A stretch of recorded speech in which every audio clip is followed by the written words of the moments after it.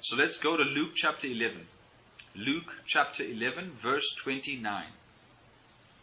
But the crowds pressing on him, he began to say, "This is an evil generation." Sound familiar? Perverse generation, evil generation.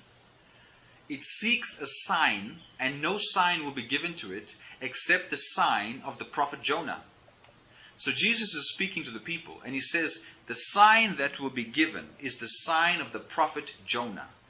Verse 30. For as Jonah was a sign to the Ninevites, so also shall the Son of Man be to this generation. Powerful. This is Jesus speaking. So let's go look at what Jesus is referencing and what sign he's referring to. Because Jesus is going to now reveal to us something powerful about faith.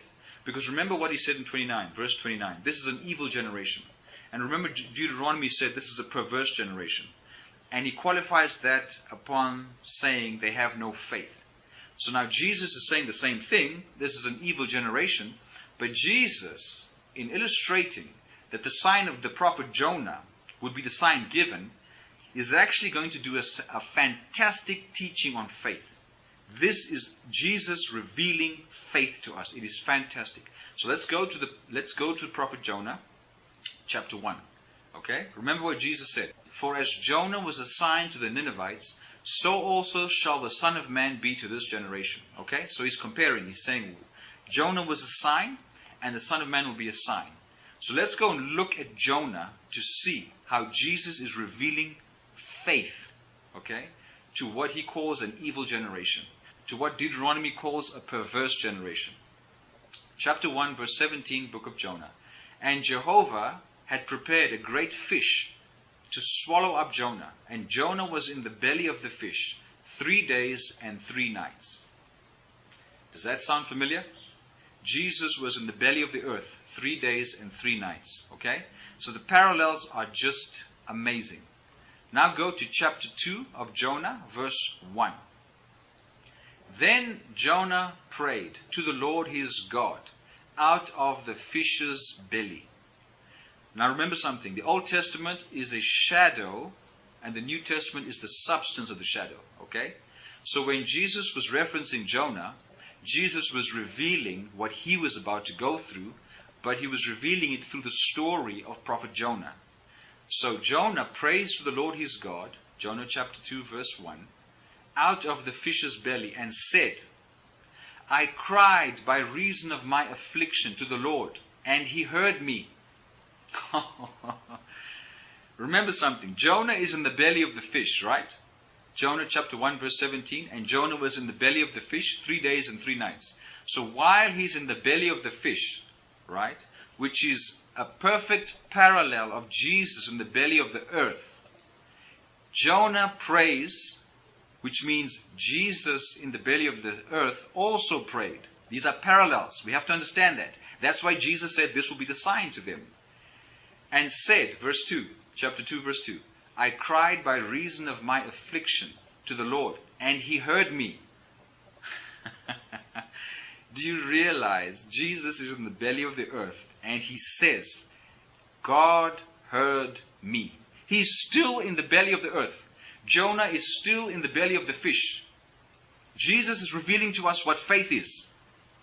And Jesus is praying, like Jonah prayed, God heard me.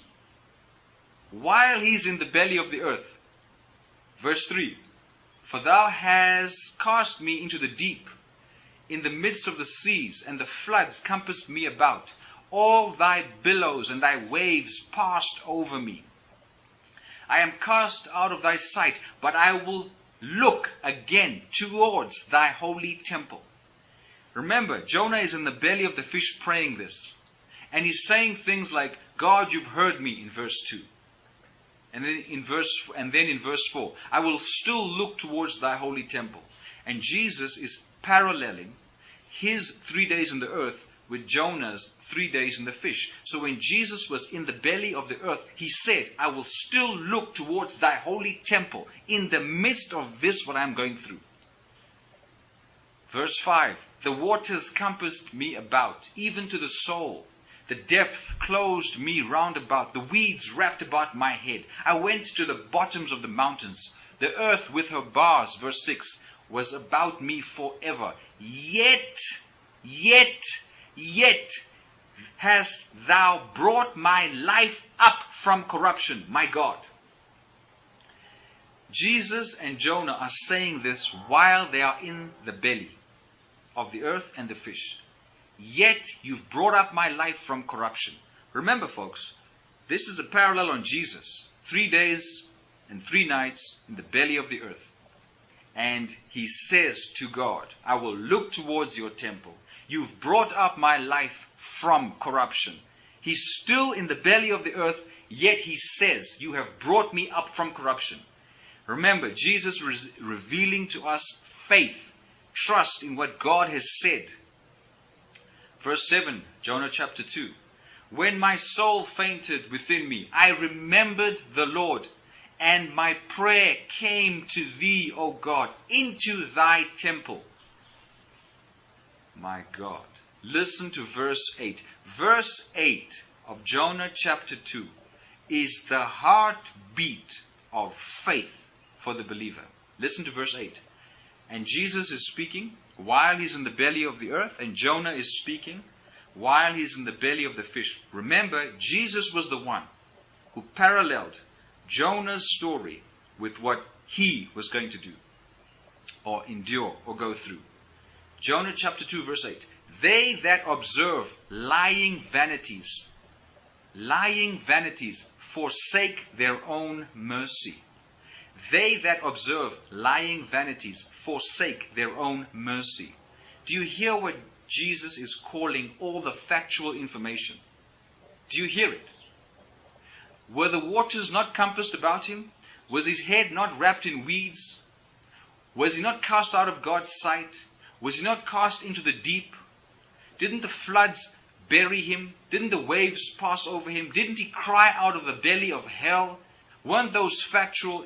Weren't they really happening? Yes, and yet Jesus says, Jonah says, and Jesus says, they that observe these lying vanities, this factual information, forsake their own mercy. My God, that is so powerful. He called them lying vanities. Any report that is not a report of God is a lying vanity.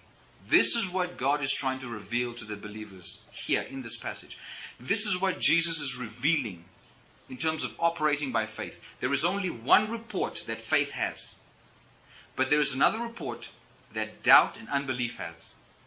And Jesus calls factual information lying vanities. And he says, if you observe lying vanities, you forsake your own mercy or favor or grace.